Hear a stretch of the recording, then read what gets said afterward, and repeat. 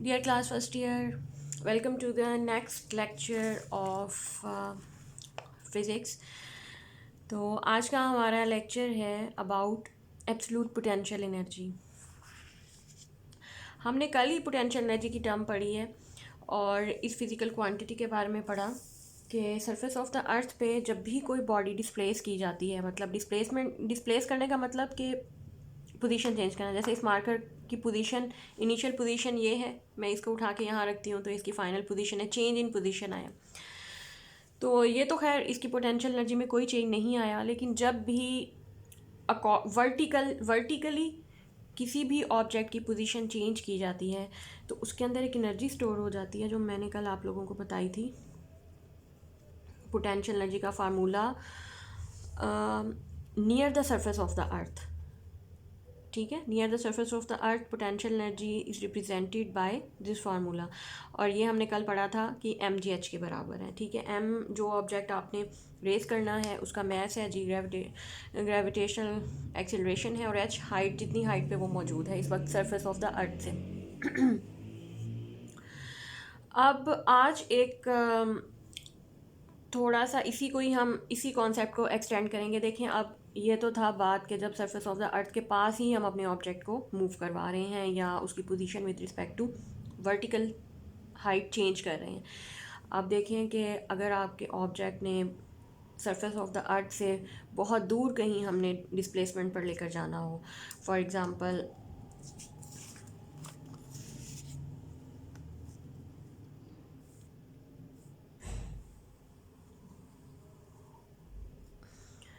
ये अर्थ, ये इसका सेंटर O, और हमने अब मूव करना हो किसी भी बॉडी ऑफ मास m को from point 1 two point n,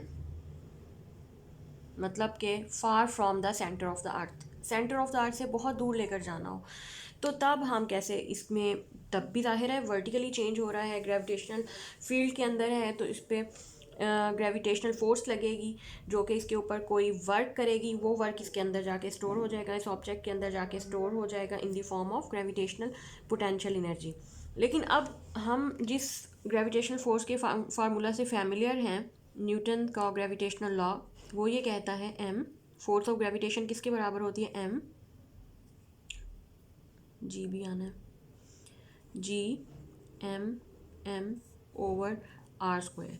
ये फार्मूला बहुत इंपॉर्टेंट है इन द सेंस दैट ये हमें ये बताता है कि अगर आप आर जो फासला है surface centre of the earth से, ये अगर आपका फासला बहुत ज़्यादा इंक्रीज़ हो रहा हो तो फोर्स ऑफ ग्रेविटी डिक्रीज़ हो रही होगी, ठीक है। ये बहुत इंपॉर्टेंट पॉइंट है इस टॉपिक का, क्योंकि अब हम बहुत लंबा फासला ऊपर की तरफ तय करने जा रहे हैं, जिसमें जाहिर है यकीनी तौर पे ये फोर्स ऑफ ग्रेविटी इस फासले के ऊपर डिपेंड करती है, तो ये चेंज हो रही होगी।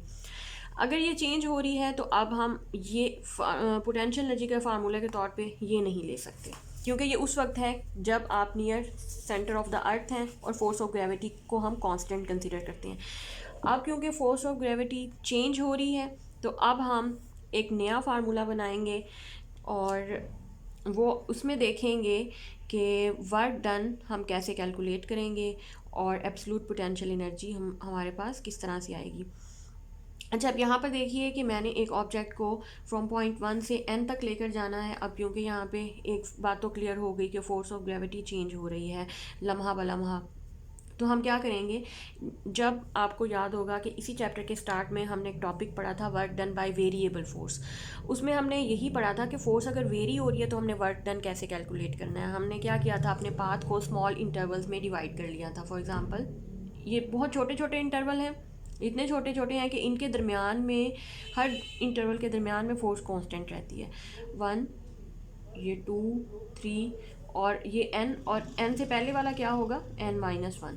ये मैंने छोटे छोटे इंटरवल्स में डिवाइड कर लिया। अब पॉइंट 1 का distance centre of the earth से कितना होगा, पॉइंट 2 का distance centre of the earth से कितना होगा, मैं यहाँ ड्रॉ करती हूँ, ये पॉइंट 1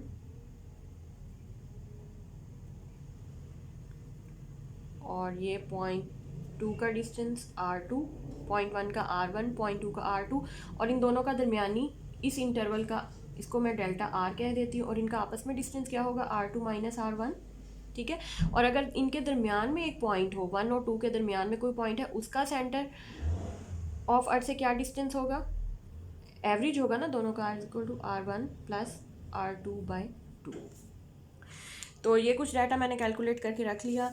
अब दोबारा से, अब एक बार मैं आपको एब्सोल्यूट पोटेंशियल एनर्जी की डेफिनेशन बता देती हूँ, क्योंकि अब थोड़ी फिगर क्लियर हो गई है हमें कि हमने अपने ऑब्जेक्ट को जिसका मैस m है फ्रॉम पॉइंट 1 to n लेकर जाना है। अब आप ये सोच सकते हैं कि n ही क्यों। अच्छा, ज़रूरी नहीं हमने n पर लेकर जाना है, हम किसी भी पॉइंट n से भी परे, जो n से भी परे होगा, दूर होगा, उसको लेट मैं इन्फिनिटी कहती हूँ। हमने अपने ऑब्जेक्ट को 1 से इन्फिनिटी तक लेकर जाना है। अब जितना वर्क डन होगा वो उसकी एब्सोल्यूट पोटेंशियल एनर्जी कहलाएगी। अच्छा, अब जैसे कि हमें 2 पॉइंट चाहिए, यहाँ पे भी मैंने ड्रॉ किए हुए हैं 1 और n, और इससे पहले भी मैंने जब आप लोगों को सिंपल पोटेंशियल एनर्जी करवाया था, तब भी मैंने आपसे कहा था कि जब भी किसी बॉडी को डिस्प्लेस करते हैं हमें लाजमी तौर पे 2 पॉइंट्स चाहिए होती हैं, एक उसकी इनिशियल पोजीशन और एक उसकी फाइनल पोजीशन। इसी तरह ही आज एब्सोल्यूट पोटेंशियल एनर्जी के लिए भी हमने किसी बॉडी को डिस्प्लेस करना है तो हमें इसकी 2 पोजीशंस चाहिए, एक इनिशियल पोजीशन, दूसरी फाइनल पोजीशन। अब क्योंकि ये एक कैलकुलेशन को कॉम्प्लिकेटेड बना देती हैं, दो पॉइंट्स को लेके चलना, साथ साथ दोनों का डिफरेंस फाइंड करना और चेंज फाइंड करना बार बार। तो बेटर है कि हम ये करते हैं कि एक पॉइंट को ऐसे सेट करते हैं, ऐसे रेफरेंस पॉइंट सेट करते हैं कि वहाँ पे पोटेंशियल ज़ीरो हो जाए, ताकि हमें बार बार पोटेंशियल को सब्ट्रैक्ट ना करना पड़े। तो फॉर एग्ज़ाम्पल एक रेफरेंस पॉइंट आप सेट करें जहाँ पे पोटेंशियल ज़ीरो है, अर्थ का पोटेंशियल ज़ीरो है, तो हम वो कहते हैं कि लेट वो पॉइंट इन्फिनिटी है, जहाँ पे कोई पोटेंशियल नहीं है। अब आप किसी भी ऑब्जेक्ट को इन्फिनिटी से उठा के पॉइंट 1 पे लाएंगे या 1 से उठा के इन्फिनिटी पे ले जाएंगे, तो अब एक तरफ तो पोटेंशियल 2 पॉइंट है ना, तो एक पॉइंट तो ज़ीरो हो गया जिस पे पोटेंशियल ज़ीरो है, इन्फिनिटी वाला, तो दूसरा हमारे पास जाहिर है सिर्फ एक ही पॉइंट बचेगा जिसको पॉइंट 1 कहेंगे। तो यही बात यहाँ पर लिखी हुई है, work done by the gravitational force in displacing the object from the position to 1 position to infinity where the force of gravity zero. Infinity पे क्यों, वहाँ पे फोर्स ऑफ ग्रेविटी ज़ीरो है, तो वो वर्क जो है वो एब्सोल्यूट पोटेंशियल एनर्जी कहलाएगा। अच्छा, अब आते हैं हम इसकी फॉर्मल कैलकुलेशन की तरफ, क्योंकि अब हमने यही वर्क कैलकुलेट करना है जो आपके ऑब्जेक्ट को पॉइंट 1 से इन्फिनिटी पे ले जाए। उसके लिए अब इन्फिनिटी तक जाने से पहले थोड़ा नीचे आ जाएं और पॉइंट n तक पहले कैलकुलेट कर लेते हैं कि 1 से एक ऑब्जेक्ट आपको चाहिए फ्रॉम 1 to n तक, जिसको हमने डिस्प्लेस किया है रहते हुए ग्रेविटेशनल फील्ड के अंदर, ग्रेविटेशनल फील्ड के अंदर रहते हुए हमने इसको डिस्प्लेस किया है पॉइंट 1 से पॉइंट n तक। और अब हम वर्क डन कैलकुलेट करेंगे कि कितना वर्क हमने ग्रेविटेशनल फील्ड में किया है, जो कि इस ऑब्जेक्ट के अंदर स्टोर हो जाएगा in the form of gravitational potential energy. जिसके लिए अब मैंने ये इंटरवल्स वगैरह बना लिए हैं, आपको बता भी दिया है, डिफाइन भी कर दिया है। R1 R2 क्या है, पॉइंट 1 और 2 का सेंटर से फासला, इस तरह सबका सेंटर से फासला आप कैलकुलेट कर सकते हैं, और R1 प्लस R2/2 के बराबर। अब मैं इसको लेके आगे चलती हूँ। अब आप देखिए कि ये R है, तो डेल्टा R मेरे पास क्या होगा, वो मैंने यहाँ लिखा हुआ है R2 माइनस R1, या मैं यहाँ से R2 की भी वैल्यू निकाल सकती हूँ, that will be equal to R1 plus delta R।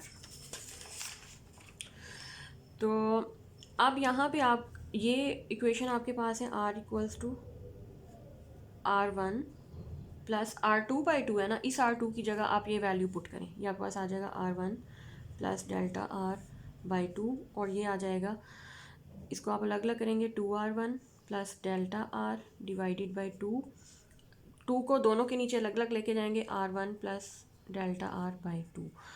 तो इसको हम, ये आपकी इक्वेशन 4.12 आ जाती है। अच्छा, इसके बाद अभी मैंने ग्रेविटेशनल पोटेंशियल लिखी ऊपर, ये इक्वेशन 4.13 है, gravitational potential force by using Newton law of gravitation. जो फोर्स यहाँ पे यूटिलाइज हो रही है, ग्रेविट फोर्स ऑफ ग्रेविटी, वो हम क्योंकि वो फोर्स है जो अर्थ और ऑब्जेक्ट के दरमियान में है, तो जहाँ पे मैस m है, ये ऑब्जेक्ट जो भी आपने 1 से उठाना है उसका मैस, और m इस अर्थ का मैस, g ग्रेविटेशनल कांस्टेंट है, और r जैसे जैसे R centre of the earth से डिस्टेंस है इस ऑब्जेक्ट का, जैसे जैसे हम इसको अब देखें कि जैसे जैसे आर बढ़ता जाता है फोर्स कम होती जाएगी, मतलब कि फोर्स पे डिपेंड करता है, ये इन्वर्स स्क्वायर लॉ कहलाता है ग्रेविटेशन का। अच्छा, अब हम आगे आ जाते हैं।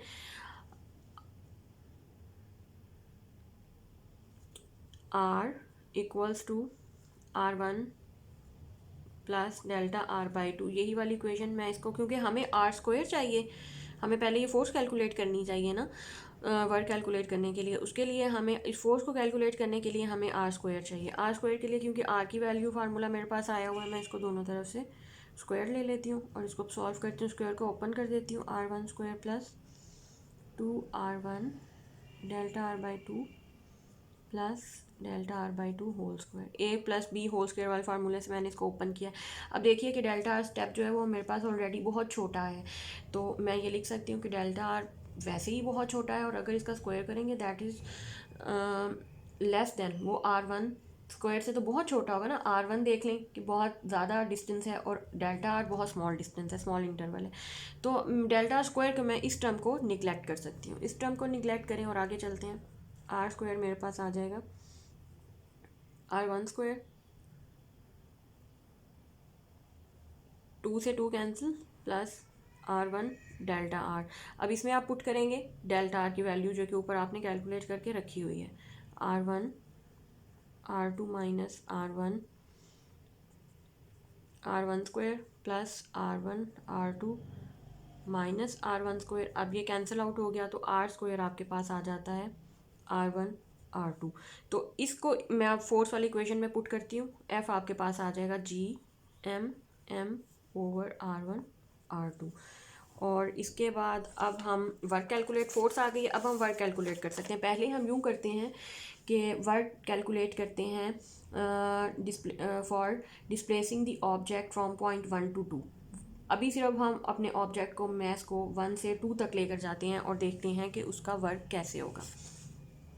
उसको मैं लिखती हूँ W1 to 2। फोर्स इसमें जो यूज़ होगी F डॉट, डिस्टेंस कितना है टोटल 1 से 2 का, डेल्टा आर। अच्छा मैं आती हूँ, रिकॉर्डिंग हो रही है, बाजियाँ देखेंगी कि आप आ रही हो ना। हाँ वो देखो छोटा सा बिल्ला आ रहा है।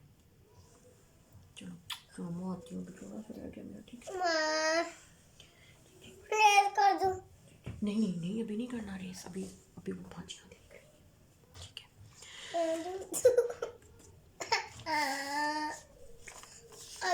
तब तो मैं बोलूँगा।